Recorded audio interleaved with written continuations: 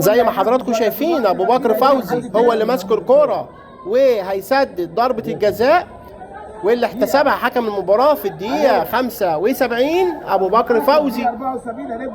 وضربه الجزاء هنشوف مع بعض ضربه الجزاء.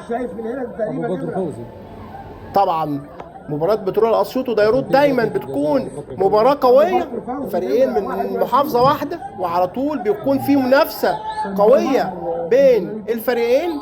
هنشوف ابو بكر، هل يا ابو بكر هيكون هدف الفوز النهارده ولا ديروت ليه كلام تاني؟ ابو بكر داخل، ابو بكر ابو بكر وعلى طول على يمين الحارس، حلوه حلوه حلوه، كوره جوه الجول، والهدف الاول لبترول اسيوط في الدقيقه 75 من ضربة جزاء. دخل على طول ابو بكر فوزي وسجل جوه الجون، وهدف التقدم لبترول اسيوط.